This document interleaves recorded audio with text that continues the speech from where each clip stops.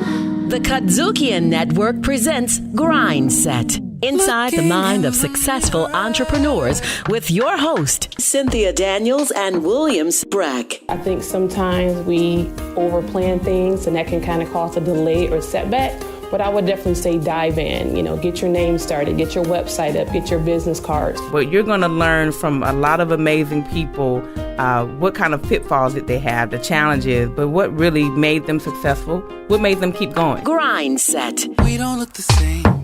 We don't look the same. We don't look the same no more. Why are you playing with me?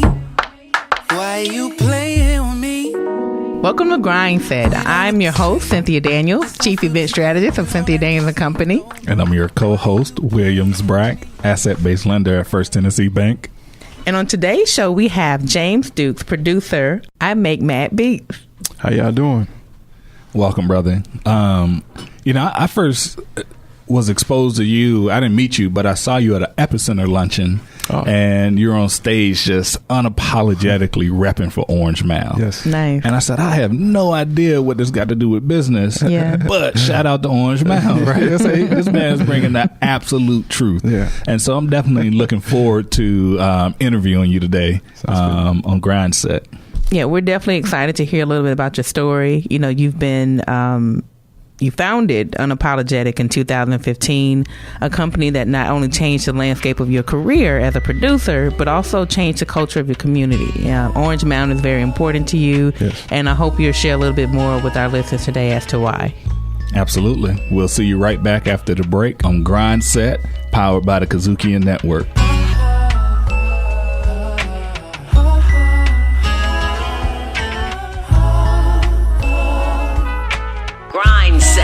On the KUDZUKIAN Network.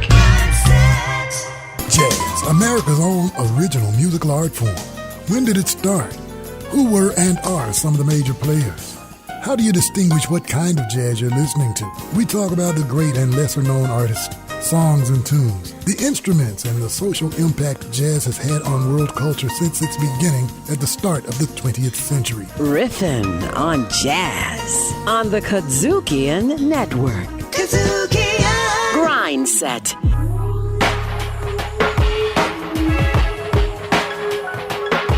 Welcome back to Grindset. As promised, we have James Dukes, producer of IMAKEMADBEATS, in the studio with us. Indeed. How you doing? Welcome, bro. We are super excited to have you. We have a full show, so we're just going to jump right into it. Okay. Tell us a little bit about your company, Unapologetic, and what exactly do you do? So Unapologetic is a company that focuses on inspiring others to be unapologetically and boldly themselves, right? In a way that inspires people, their surrounding people to do the same. I find that to be very important today, socially, politically, whatever clinically you can think of. And we built our business on that mantra. Mm-hmm.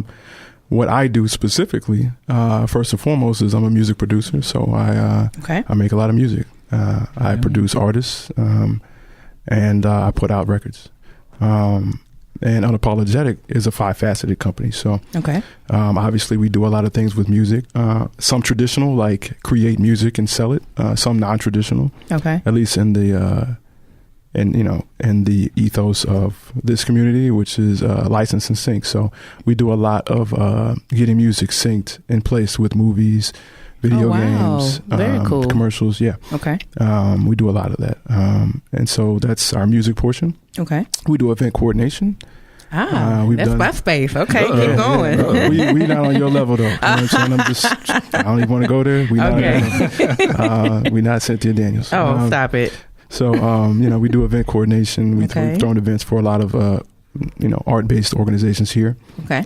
We also do video. We do a lot of visual work too. So we have a video team, a visual photography team, and a graphic designer team that when we're not working for us, we're working for other organizations.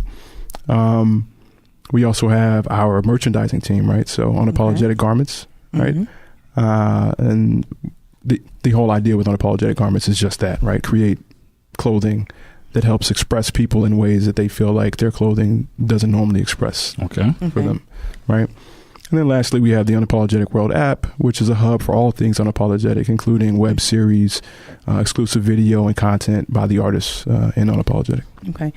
You just listed a lot of things that I didn't even know that you did. Obviously, you have to have a team or employees. Talk about the scope of the people that you work with. Yeah. So, we have, all of us are creative. In fact, I think there is no part of a business that isn't creative. At least there's no part of my business that isn't creative. let me rephrase that. Okay. So, we have producer engineers, right? We obviously have songwriters.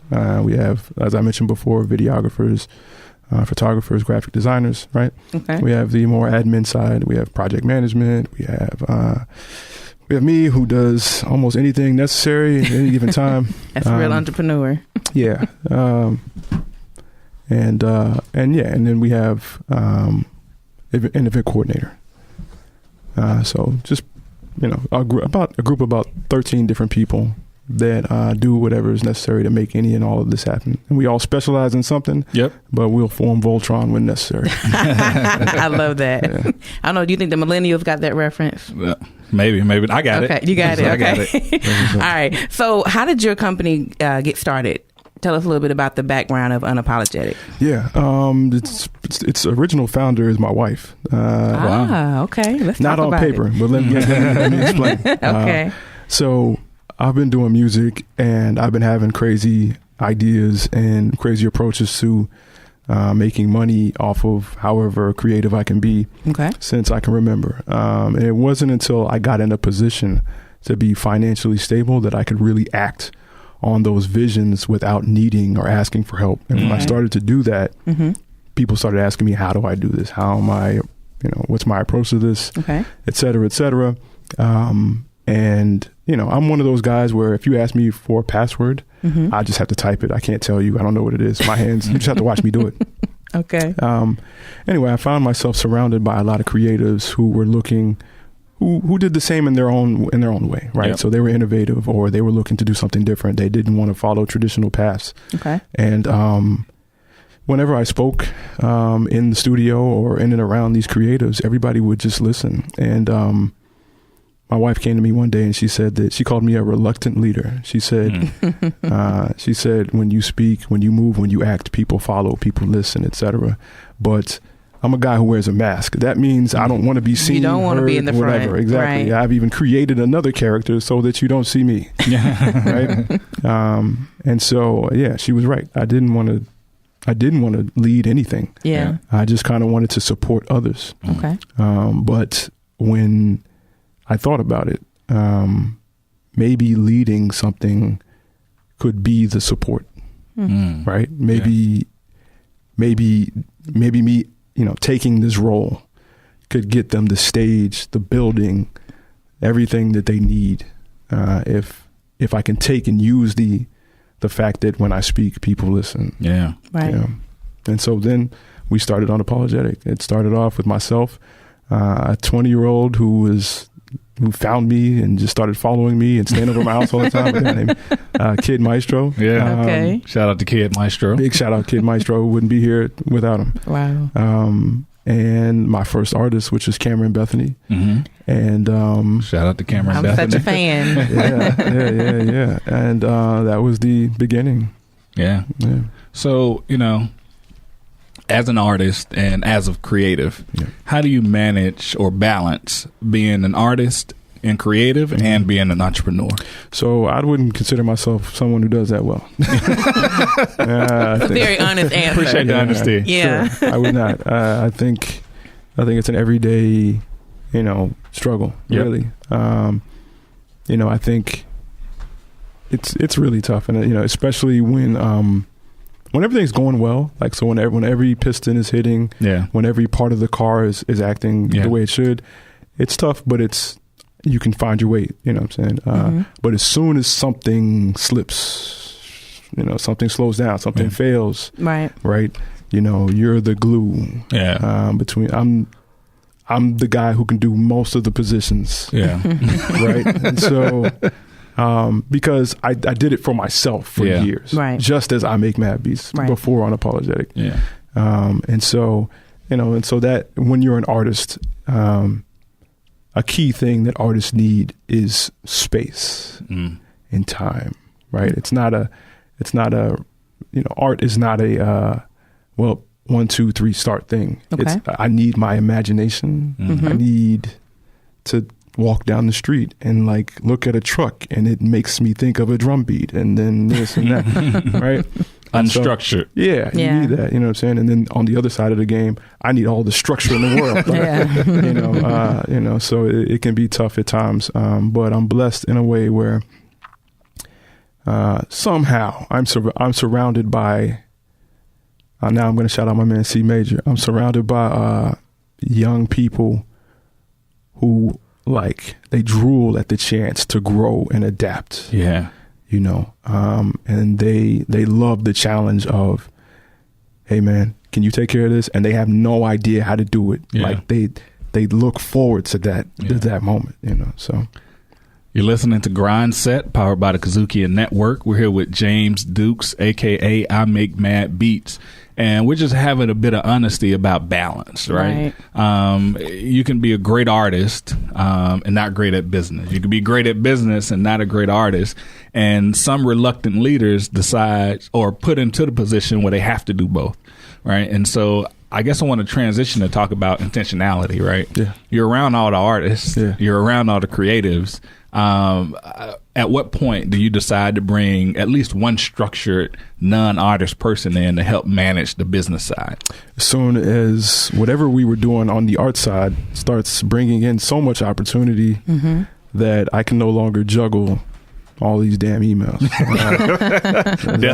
That's when it started. And gotcha. Necessity. Yeah, I mean, I think that was, Cameron Bethany did that. Yeah. Cameron Bethany would sing and a whole bunch of emails. Yeah. Emails would come. And that was, that forced our hand. I was speaking earlier about how I believe every part of our business is creative, right? Right. Because a big part of what we do and how we do it is, just as an example, there's only one venue in Memphis we've played twice, right? And so the reason for that is that we don't ever want to get comfortable. Yeah. Okay. Ever. We don't ever want to do something and we feel okay doing it because we've done it before. Yeah. Like our number one motto is get used to doing things for the first time. Get used to that. You know what I'm saying? That's a major key alert. Major key alert. Get used. Yeah, get used to doing things for the first time. Yeah, I love that. Exercise that muscle. Right. And so for our listeners that are out there thinking about entrepreneurship, they're comfortable working that day-to-day job. They're getting that paycheck every 2 weeks. Talk to them about that first year of business for yourself. What were some of the things that you learned? The good, the bad, the ugly. Okay. I'll just start here. Just thanks to social media, TV, movies, etc. Just be very transparent. Okay. There is nothing glamorous about that first year. It's a lot of work. Absolutely nothing. It is the Grindset. Shout out to Grindset. Yeah. The mindset Grindset. Yeah. It's you the best, man. Man, no. Thank you. But no, I mean, I'll say this. If you're trying to escape work, get a job. If you're major key. I felt that like in unison we said, Yeah. I think for me, I'll just say this, I'm obsessive about making sure every second of my day is used to the best of it, that it can be used. Okay. And so that's essentially my superpower that has allowed me to survive doing art and business. Yep. I'm a master. No, I'm definitely not a master. Let me rephrase that. I am addicted to trying to master efficiency. Okay. Yeah. And so I think, when it comes to those, trying to leap out of, more traditional 9-to-5 or, jobs, the first thing you got to recognize is just how much work is involved. Right. The second thing you got to realize is that I tell people all the time, if you're stuck, if when I tell you about you, you start talking about what you are, not what you want to become, you should second guess. Okay. It's not for you. Well, yeah, I would at least think about it. I think I found that the people who are trying to, what do they say? The future is owned by not the smartest or the strongest, but by those most willing and able to adapt. Oh yeah, the future belongs to me. I'm adaptable. Yeah. And that, to me, that's all entrepreneurship is. It's consistent. It's always adapting in the moment. Right. And being willing to adapt. Someone telling you there's 2 options and you refuse, there's got to be a third, and trying to find that. Being innovative, right? Using the resources around you, right? Yeah. The thing about, and specifically in music too, and I think music is different from most industries in this respect, there really is no blueprint at all. You got time and space, huh? The music industry in the last 15 years, I would challenge any other industry to see who's changed more in the last 15 years, right? Yeah. So there is no blueprint, right? So you have to be adapting is it. Mm-hmm. If you need security in exactly what to do by following somebody, I'm going to speak for the music industry. Maybe that's not for you. Well, the whole music industry seems to be based on what can you create new next. Sure. Right? I mean, of course, you got people who sample, but out of that still comes something new. Yeah. So you said it's a lot of work, right? It's a lot. How much work is it really? Right? Can you help us understand how much work it really is? I'll just say this. Before my son was born, and he's 2, I, on average, worked 15 to 16 hours a day. Wow. A day? Yes. Okay. Yes. Okay. Before your son was born? Before my son was born. Now I make sure my son has some time. Okay. Couple minutes here, a couple minutes there, or? Oh, no. Quality time. I was raised by a single father, so I really know the importance of being a father, and Yeah. So no, I make sure my son and I have all the time we need to have a legit relationship, and then as soon as he goes to sleep, then you're ready to work. But no, it's real. It's a lot of work. You're listening to Grindset, powered by the KUDZUKIAN Network, and we're talking about another balance point, right? Balancing your artistry with entrepreneurship and family. And when we come back after the break, we're going to dive deeper into that. But I also want to know about your journey from Memphis to New York, back to Memphis. Yeah. You're listening to Grindset, powered by the KUDZUKIAN Network, and we'll see you after the break. Grindset on the KUDZUKIAN Network. Keeping it real, right, and funky. Tasha Downey, that other co-host, Tasha. In this building, I want to talk about and make some mad beats. Well, speaking about making, I want to bring out my inner rap artist. Like I'm here for. Oh, you talking about B-E-A-T? I thought you were talking about beats. Funky politics on the KUDZUKIAN Network. This is producer I Make Mad Beats, and when I'm not making mad beats, I'm checking out the Grindset on Spotify, Apple Podcasts, Stitcher, and right here on the KUDZUKIAN Network.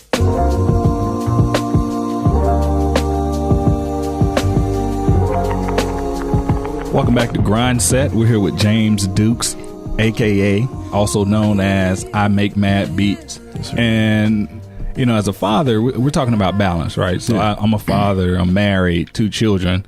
So I want to understand how you're balancing your business, your artistry, your kid, and your wife. Because sometimes spending time with your kid doesn't necessarily mean spending time with your wife, right? Definitely. So for me, I kind of have a cheat code for that. You know what I'm saying? Take some notes. First off, my wife is a vocalist. You know what I'm saying? That's number 1. Number 2, she actually works with and for the company. Oh, wow. So we're in the studio together. We're for a long time, most of the vocals you heard on my music was her. Wow. Right. Keep it in the family, huh? Yeah. So, we our worlds aren't as separate, I think, as most traditional. Right. Man go to the man cave, women, do what women do. Yeah. We don't really, our whole makeup is a little bit different. Yeah. So now your artistry, your work, everything is intertwined with the wife and the kid, I suppose. Maybe the kid's being the track soon. Yeah. Right. So how do you separate, right, the marriage from the work, or is it just consistently intertwined? Do you need a break from each other? Yeah. Or is it just such soul spirits and fire spirits that it's all good? Yeah, I've never had to have a break from my wife. And at the same time, I've never had to have a break from music. Yeah. I think, and sometimes I wonder what that means for me, if I'm being honest. You love both. I've all of my musician friends, they'll make up statuses. They'll say things like, sometimes you got to get away from. Yeah. And I'm like, I couldn't. Like, that's like asking me to get away from breathing. Yeah. Wow. So I can't. I don't know what that feels like. Get away from breathing. That's a major key alert. Yeah, it's who I am. Yeah. I mean, we learned last week that with Dr. Gerna Scott that sometimes you got to integrate as much as possible. You do. I guess last week she brought her son in the studio, and it was a lot of fun. Yeah, it was a lot of fun. Right. And so we get that lesson last week, and you come in and embody it this week, right? Yeah. And so that's pretty awesome. Yeah. It all goes together. Yeah, it all goes together. And so now I want to talk about Memphis, right? Yeah. So you born and raised in Orange Mound. Yeah. Shout out. Yeah. Then you leave and go to New York. Yeah. You do your thing in New York. Then you come back to Memphis. Talk to us about that journey from Memphis to New York, back to Memphis, and all the emotional and mental headspace you were in. It was all emotional. So a little bit of my background. I'm on my mom's side, I'm a first generation American. So she's actually South American. She was born in Guyana, right? Which is a small country just northeast of Brazil. It's like the north. It's considered like a Caribbean space, right? Got it. So Yeah. I have Trinidadian family, all that. And so she was actually raised half in Guyana, half in London. Okay. Because Guyana is British territory. So just to give that a little bit of my background, I was raised mostly by my dad, but in the summers I would go and visit my mom. Okay. And I don't think you can get a more polar mom and dad divorce situation, right? Yeah. My dad is straight South bacon and, whatever every morning, and, straight, metal bucket for the barbecue sauce on 4th of July with the brush. Yeah. It was very Memphis. And then I would go to my mom's and we would eat, curry chicken and shout out to curry chicken and roti and they would say patois when they got mad. Wow. Yeah. You know what I'm saying? So it was a very interesting thing. But I would say this, because my mom is a traveler, whenever I would go visit her, a lot of the time she was in a different space. So sometimes she was in DC, sometimes she was in Baltimore, sometimes she was in New York. Okay. Sometimes she was in Florida, and so I got a chance to see a lot of different places. You were very exposed, young. Yeah, very young, and a lot of different cultures. Very young. And so what I did notice was this: as a kid, when I had ideas about, whether it was just creative ideas about what to create and how to do it, in these other spaces, me being different was cool. Okay. Right? It was like something that people were interested in. Mm-hmm. Here in Memphis, the simple fact that I spoke differently, specifically being in Orange Mound, right? Yeah. In the neighborhood I was in Orange Mound. You know what I'm saying? So it was tough, and so while I listened to and did all the things that all the 3-6 tapes, all the DJ Squeaky, Ball and Indo, and what I'm saying, all naturally, that. Right? Yeah. While I was a part of all of that, you know what I'm saying? Like I was never limited to those things. And very oftentimes, like I found myself alienated if that's not what I was doing, right? So, so if you're on the school bus and I'm headed to school, like I would be nervous if somebody were to ask me what I was listening to, unless I was listening to that. To what, the community was listening to. Right, because if I wasn't, it was just another reason for this very shy and socially awkward guy to be otherized. Yeah. Right? Yeah. And so, what I did was, as soon as I turned 18, I was like, man, I'm getting out of here as soon as I graduate, and I left. And I ended up in New York to pursue, music. Yeah. And I finished college there as a computer science bachelor's degree. Okay. And while I was in college, I was working at Quad Studios right in Manhattan. Wow. So I was full-time school, at the same time doing like 10, 12, 15-hour sessions at Quad Studios whenever I could. So you're no stranger to work. I am no stranger to work at all. I mean, even growing up, that's all I knew because that's when my dad worked 2 and 3 jobs. Yeah. I saw him on the weekends. Yeah. So it was, to me, that was just what you had to do. Yeah. And so you're listening to Grindset, powered by the KUDZUKIAN Network, and we're talking about the journey from Memphis to New York, back to Memphis. Now, we've left Memphis. computer science degree in New York, Quad Studios. Talk about life in New York and that moment, because it usually is a moment. It's like, maybe I'm moving back to Memphis, right? Yeah. So life in New York was crazy. It was, my biggest, I got a chance to live and feel happy knowing that I'd come from these circumstances, from this situation, and I got to be successful the way I wanted to be successful. Yeah. Right. Wow. I didn't have to go and do what somebody else wanted me to do. I got a chance to be a creative, a producer, an engineer, and I had enough finances to get a good apartment and be around creative people all the time. And so I had that success. I went out to Red Lobster and gave the craziest tip to a waiter just because I could do that, just because it felt great. You know what I'm saying? Red Lobster was the pinnacle, baby. It was. Yeah. It was. Yeah. Right, you know what I'm saying? And I got a call from my dad. And I just say this, there were some health issues that made me concerned. And if I can speak transparently, there was a little bit of guilt on my part as well, because I had spent some years kind of deep in a tunnel of trying to succeed. Sure. And to hear that my dad wasn't doing so well when I know how much he gave up to raise us. Yeah. I knew I had to come back. Yeah. And not just visit, I had to go there and be there. Yeah. And so, yeah. Shout out to Pops. Yeah, shout out Pops always. He's still on the mound. Yeah.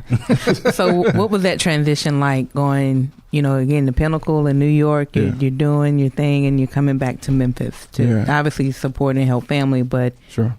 I mean, you've been exposed to so much, you accomplished so much. What was that like for you? It was tough. It was tough. I always knew I was making the right decision, you know what I'm saying? But, when it was time to be creative, there was a little bit of sadness because I was no longer surrounded by the energy I was used to. People underestimate the environment of creativity. Yeah. Oh no, I tell people all the time. In New York, there's a guy kicking a rock, trying to be the Olympic rock kicker, and you have to, and you feel that energy at all times. It keeps you going. Yeah. It keeps you trying to be the greatest you can be. And then I come back to Memphis and. It just wasn't, that energy just wasn't the same, so that affected me a lot. Yeah. So you're listening to Grindset, powered by the KUDZUKIAN Network. I can totally relate to everything you just said. Yes. But I also feel like Memphis is a place that's full of opportunity. Oh, yeah. Right? Just because you don't see it doesn't mean it doesn't need to be created. So do you feel like it was almost the perfect time for you to move back to Memphis at the same time? It was not almost, it was. It was definitely the perfect time. Okay. And again, it just reminds me of, some of I grew up watching Kung Fu movies. Yeah. And my favorite Kung Fu movies were the ones where the guy was getting beat up and he was doing the dragon tail style or whatever. And then in the middle of the fight, he would just look at the guy. Yeah. And then he would switch up to crane style. You know what I'm saying? And then all of a sudden the villain was like, what's going on here? I wasn't expecting this. And then he would win. Yeah. And it was just about switch up your approach to what is current to your perspective. Major key alert. Right. To what is currently your circumstances, and you'll be surprised what you find. Major key. Can you say that one more time? I need to write that all down. Yeah. Switch up your approach. Yeah. I got it. Okay. Yeah. I think, I think if you look at, you can look at problems. I always tell people this: if you can look at problems as problems, or you can look at problems as opportunities. And for me, it became an emotional thing because I thought I had succeeded by being a successful producer. Right. I lost that as being the determinant thing for me in terms of my value when I would drive down Park Avenue and see that my neighborhood wasn't doing any better. In fact, it was doing worse. Right. And so the new way to measure my success wasn't, could I be successful? It was, could I help somebody else be successful? Level up. Yeah. And so that became my purpose. Right? I'm just hanging on to every word that you're saying. I really would love to know, what's the ultimate vision, in 5 years right now for Unapologetic? Where do you see yourself in your company? In 5 years, okay, I'm trying to multiply that time properly and not undersell 5 years, because so much can change in 1 year. It can. Okay, we'll go 1 year. Next okay. year, 2020. That's a big one. Next year? Okay, cool. Let's do that. Okay. Next year, a geographic location for all things new, innovative, progressive, and daring in Memphis, Tennessee. Wow. Right? Okay. Right? And for Unapologetic to be the host and the hub of that idea. Right? It's the multifaceted ways that it produces economy, also be reasons for tourism. Yeah. Yes. Wow. And so Memphis has, in my view of looking back at 2018, to me, you kind of popped out of nowhere. And now I'm seeing you at Epicenter, on billboards. We Are Memphis, Bring Your Soul campaign. Bring Your Soul. Right. And so since you changed your perspective, what started working for you, and why do you think the city started embracing you? Kevin Durant said this the other day. He was like, they asked him, they said, why did you feel so confident in being the one to take that last shot? And Kevin Durant said, because of all the things that I do when you guys aren't here. Wow. That's you are dropping some heavy nuggets today. And so, I was talking to a good friend of mine today, Brittany Thornton, and I was telling her that, one of my favorite things to do is talk to people. So Unapologetic, right? A big part of Unapologetic is this. When I talked to Cynthia, the very first time you and I had a real conversation, we had a real conversation. Very real, yeah. Right? Yeah. And so what I'll bet on is this. Instead of, us having to have multiple conversations so that you eventually get through to my heart, right? Right. I'm just going to expose it from the beginning. Right? Yeah. I'm going to expose it from the beginning. Number one, because I don't feel like filtering a whole bunch of stuff. I don't feel like it's whack, right? I don't feel like doing that. Be right? transparent. Let's be real. It takes a lot of energy to do that. Yeah. Right. So that's number one. Number two, I hope that it inspires you to do the same. Right. And then number three, if you do hurt me because I have exposed my heart, right, I have a good feeling all of the people who I've exposed my heart to before will come and protect me.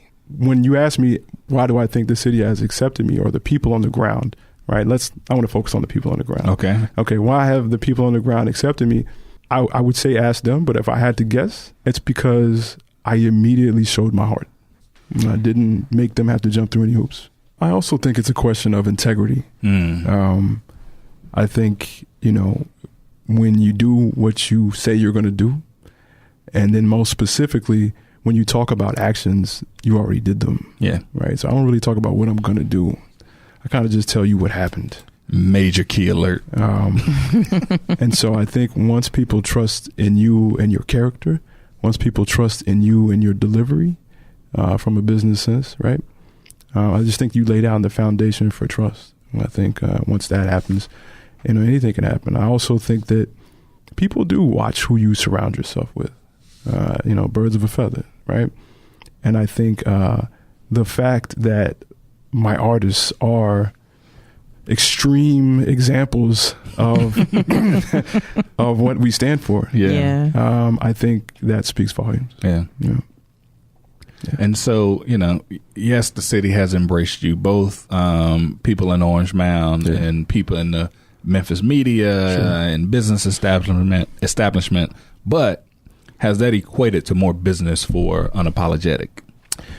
Definitely. Shout out to Memphis. Yeah. Well, let me explain. So I'll say this. The thing I love about Memphis is that Memphis is the most mentioned city in recorded music history. Wow. Right? Really? Yeah. So no city has ever been on more records, mentioned on more records than Memphis. Major fact alert. And so what that points to is the visibility that Memphis has when it comes to music, right? Wow.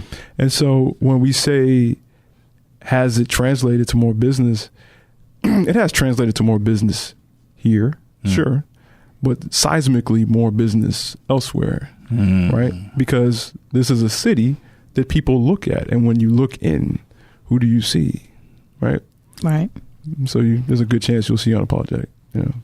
Well, this has been an incredible conversation. IMAKEMADBEATS, thank you so much for being on the show today. Before we close it out, I would love for you to share with our audience, what's the best advice you've ever gotten? Busta Rhymes said, if you want to make it in this industry, first find out who you are, what you are, and then turn the knob, break the knob, turning that up.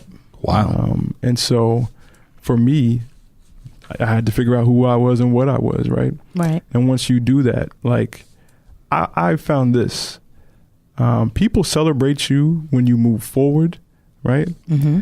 But even more people celebrate you when you moving forward is a direct stance against something.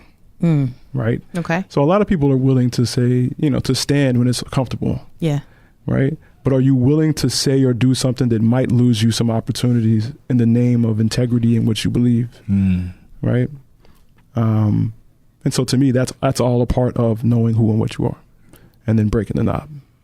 I love that. Break the knob. That's another major key. I got a whole diary full of advice. I'm telling you. That I can't even make major keys.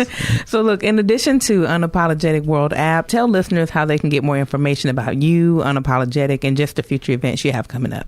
Yeah, definitely the Unapologetic World app, which is available for iOS and Android devices. We are unapologetic.com. But if just follow me on Instagram, which is at IMAKEMADBEATS. Yep. But all of our events are in our app, right? On our Facebook page, which is, you can just look for Unapologetic with a period, because we're done after saying that. I love it. Drop the mic. But everything about us and things that a lot of people don't know are all in the app. Yeah. It gets very real in the app. It does. I downloaded the app. It got real quick. Yeah. Man, shout out to you. Shout out to y'all, man. Y'all doing the good work. Shout out to your alter ego, I Make Mad Beat. Shout out to Unapologetic, the artist, the movement, Memphis.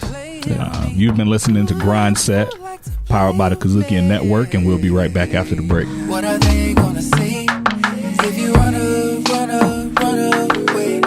Can't ever show your face if you run away.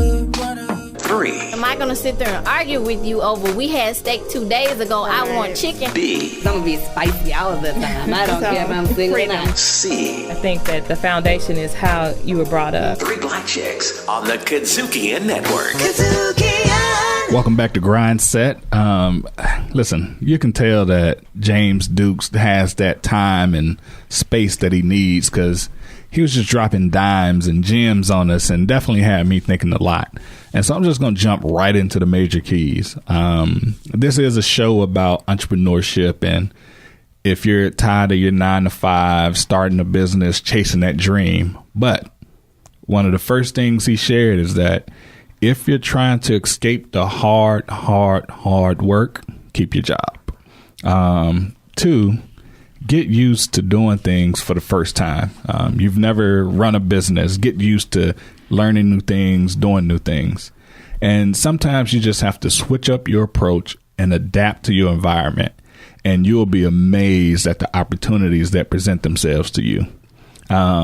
As far as, being recognized and the show of love that James Dukes has received, recognition comes after you've already been doing the work. And another note on networking, genuinely connect with people instead of stretching out the getting to know you process. Also talk about what you did, not what you're going to do. And his Busta Rhymes advice is find out who you are and what you are, and just turn all the way up with your personality. And then the last thing is be unapologetic about who you are and what you do. Cynthia? Man, those were some incredible notes that you got from I Make Mad Beats. I learned so much from today's episode. And so today's woman power quote comes from Maya Angelou. It says, "You may not control all the events that happen to you, but you can decide not to be reduced by them." Yeah. And that was really inspired by today's message of being unapologetic, and as you're becoming an entrepreneur, understanding what's for you. Yeah. Shout out again to I Make Mad Beats and Unapologetic. You've been listening to Grindset, powered by the KUDZUKIAN Network, and we'll see you next episode. Grindset. Executive producer Epicenter. Recorded at KUDZUKIAN Studios. Grindset is directed, produced, recorded, and distributed by KUDZUKIAN.